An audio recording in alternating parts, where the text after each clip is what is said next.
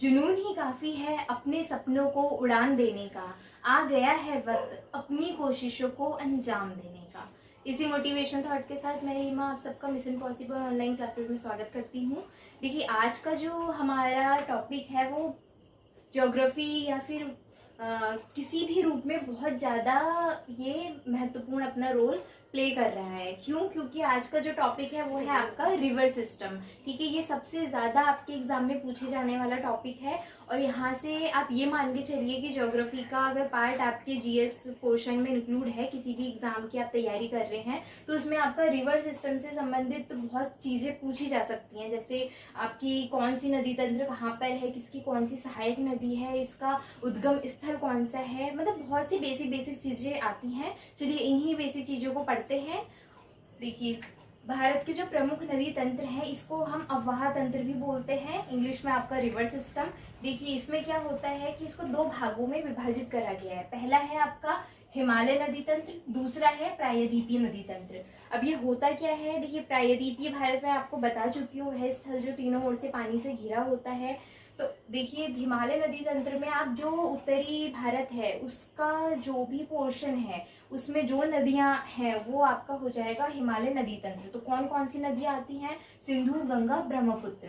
ठीक है, जैसे अगर इसको मैप के द्वारा समझा जाए, मान लीजिए ये आपका मैप है, ठीक है, मैप समझ लीजिए। तो जो सिंधु है आपकी, देखिए यहाँ तिब्बत से निकलती है, इधर भारत होते हुए, पाकिस्तान होते हुए, इधर कराची क्षेत्र से फिर अरब सागर में गिरती है। ये हो गई आपकी, देखिए इस रीजन में आ रही है, ये हिमालय नदी तंत्र वाला पोर्शन हो गया। गंगा नदी भी देखिए यही उत्तराखंड से ही निकलती है, तो ये भी आपका किस रीजन में आएगा? देखिए, उत्तराखंड से निकलती हुई ये बंगाल की खाड़ी में गिरती है गंगा नदी। ये भी किस में आएगा? आपका हिमालय नदी तंत्र। ब्रह्मपुत्र, देखिए ब्रह्मपुत्र जो नदी है वो भी तिब्बत के मानसरोवर झील से निकलती हुई यहाँ अरुणाचल प्रदेश से होती हुई ये कहाँ को आती है? इंडिया में, सॉरी, यहाँ से आती हुई फिर ये भी कहाँ गिरती है? आपकी बंगाल की खाड़ी में। ठीक है, जब इसमें गंगा नदी मिल जाती है तो ये भी तिब्बत से होती हुई भारत में एंटर करती है और बांग्लादेश से होती हुई गंगा के साथ मिलते हुए ये भी कहाँ गिरती है? बंगाल की खाड़ी में गिरती है। ठीक है, देखिए अरब सागर यहाँ है, बंगाल की खाड़ी यहाँ है। ये हो गया आपका हिमालय नदी तंत्र। अब जो प्रायद्वीपीय नदी तंत्र है, देखिए ये वाला जो पूरा पोर्शन है ये है आपका प्रायद्वीपीय भारत। इसमें जो भी नदी है आपकी, देखिए नर्मदा, ताप्ती जो इधर को बहती हैं, और ये महानदी गोदावरी, कृष्णा, कावेरी जो है ये भी इधर को बहती हैं। तो ये पूरी क्या हो गया आपका प्रायद्वीपीय भारत। ये वाले जो जितनी भी नदियां हैं आपकी प्रायद्वीपीय नदी तंत्र में आएंगी, और ये वाला जो है आपकी ऊपरी ये हिमालय नदी तंत्र में आएगा। अब चलिए इसी तरह से पहला स्टार्ट करते हैं हम सिंधु नदी तंत्र। ठीक है, देखिए इधर तिब्बत से निकलती हुई इधर को मैंने आपको बताया अरब सागर में गिरती है, इसको डिटेल में जानते हैं। अब देखिए हम पढ़ते हैं सिंधु नदी तंत्र के बारे में। तो सिंधु नदी, जैसे कि ये हिमालय नदी तंत्र का बहुत ही महत्वपूर्ण नदी है, इसके बारे में हम गंगा नदी भी पढ़ेंगे, ब्रह्मपुत्र नदी भी पढ़ेंगे। तो पहले सिंधु नदी के बारे में देखते हैं। देखिए, ये जो सिंधु नदी है ये कहाँ से निकलती है आपका? तो तिब्बत के मानसरोवर झील के पास से ये निकलती है। ठीक है, फिर ये देखिए मैंने जैसा अभी आपको बताया, इधर ये भारत में एंटर करती है, फिर उसके बाद यहाँ पाकिस्तान से होते हुए कहाँ बह जाती है? अरब सागर में गिर जाती है। इससे पहले देखिए और क्या क्या चीज़ें होती हैं इसमें। तो इसमें इसके कुछ सहायक नदियां भी आके मिलेंगी। अब देखिए, जिस नदी का उद्गम जहाँ से होता है, जैसे मान लीजिए ये कोई नदी है, ये अगर ऐसे ऊपर को बह रही है या जिस भी डायरेक्शन में जा रही है, अगर ये इधर को जा रही है यानी कि इसका ये कौन सा पार्ट हो गया? राइट हैंड साइड, और ये लेफ्ट हैंड साइड। ऐसे ही देखिए ये सिंधु नदी ऐसे निकल रही है, यानी ऐसे, तो जो इधर का पार्ट है वो कौन सा है? राइट हैंड साइड है ये, और जो इधर का है ये क्या है? लेफ्ट। तो बहुत बार ऐसे भी पूछ लिया जाता है कि इसकी बाएं साइड की सहायक नदियाँ कौन सी है या फिर दाएं साइड की सहायक नदियाँ कौन सी है। तो ये हम देखते हैं। तो देखिए राइट साइड वाला यहाँ से निकलती है, तो राइट ये हो गया, लेफ्ट इधर का हो गया। तो देखिए जो इसकी बहुत इंपॉर्टेंट जो और ट्रिब्यूटरीज है, मतलब सहायक नदियाँ हैं, वो इसको लेफ्ट साइड से ज्वाइन करती हैं। देखिए सबसे पहले कश्मीर के रीजन से कौन सी नदी निकलेगी आपकी? तो झेलम नदी। ठीक है, सबसे पहले जो इसकी सहायक नदी है वो है झेलम नदी। फिर देखिए, फिर ये हिमाचल प्रदेश वाले इलाके से बहुत सारी इसकी सहायक नदियाँ इसमें मिलती हैं। दूसरे नंबर पे आता है चेनाब। चेनाब नदी। अब देखिए जो चेनाब नदी है ये सिंधु नदी की सबसे लंबी सहायक नदी है। ठीक है, ये देखिए चेनाब नदी यहाँ से निकलती है और ये पूरा यहाँ पे जाके सिंधु नदी में मिलती है। तो पूछा जाता है कि सबसे लंबी सिंधु नदी की सबसे लंबी सहायक नदी कौन सी है, तो वो है चेनाब। ठीक हो गया।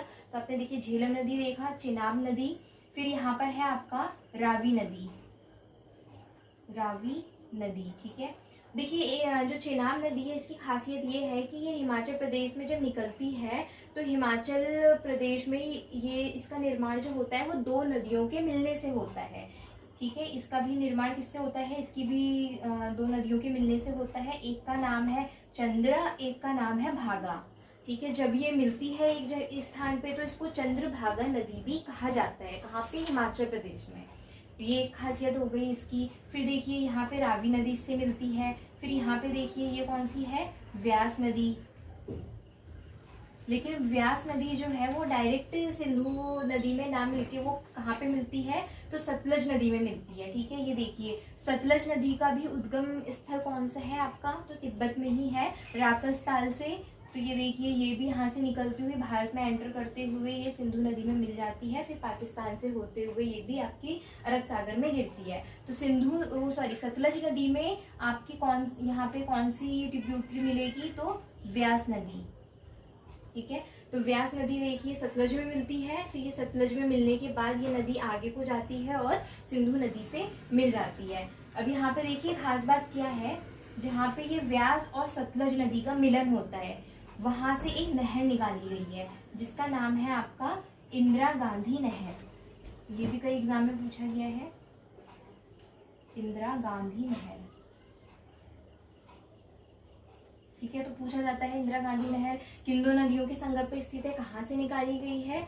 तो देखिए ये पूरा आपका पंजाब राजस्थान ये वाला क्षेत्र भी कवर करेंगे। और सबसे ज़्यादा जो इसकी लंबाई होती है इंदिरा गांधी नहर की वो आपके राजस्थान वाले इलाके में होती है। तो यहाँ पे आपको ये ध्यान में रखना है कि व्यास और ये वाली कौन सी नदी बताई मैंने, सतलज।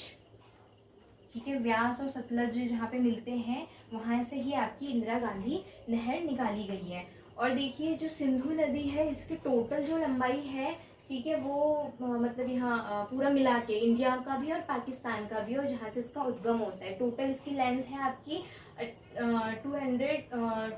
2880 किलोमीटर। ठीक है, लेकिन भारत में कितनी है आपकी, तो देखिए कम होगी क्योंकि इसका पोर्शन उस साइड भी है और इधर पाकिस्तान वाले रीजन में भी है। तो यहाँ से आपको ये याद रखना है, 1174 किलोमीटर आपका भारत में है और 2880 किलोमीटर आपका टोटल लेंथ है।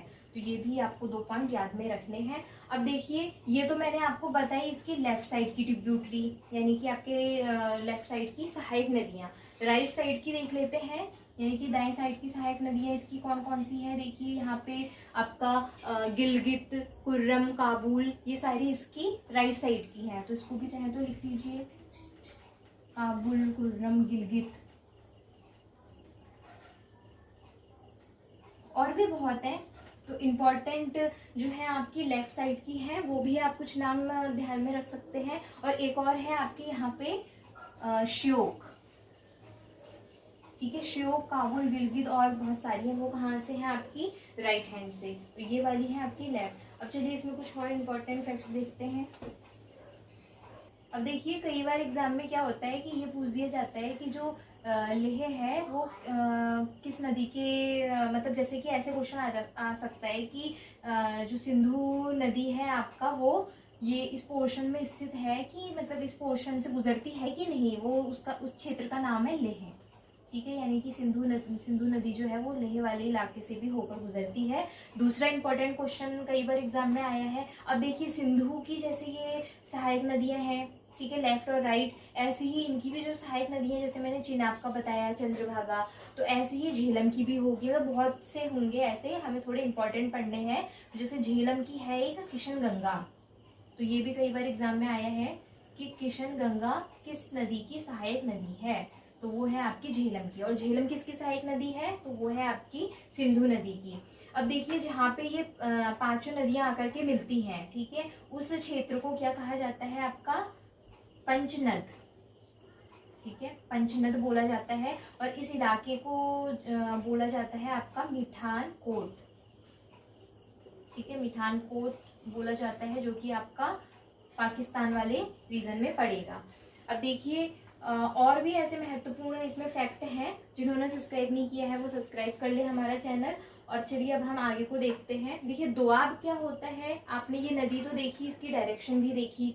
अब दोआब जो है वो क्या होता है, दो नदियों के बीच का क्षेत्र। जैसे मान लीजिए ये सिंधु नदी है, फिर यहाँ पे झेलम नदी है, इसके बीच का जो ये क्षेत्र दिख रहा है आपका, ये कहलाएगा आपका दोआब, यानी कि दो नदियों के बीच का क्षेत्र दोआब कहलाता है। तो कई बार एग्जाम में इनके नाम पूछ दिया जाता है, ठीक है। जैसे कि मान लीजिए ये रचना दोआब किन नदियों के मध्य है, या रचना दोआब कहाँ बनता है, तो ये बनता है आपका चिनाब या रावी नदी जो है उसके बीच में, ठीक है। यही चिनाब नदी कुछ भी कह सकते हैं आप। तो चलिए वन बाय वन पढ़ते हैं।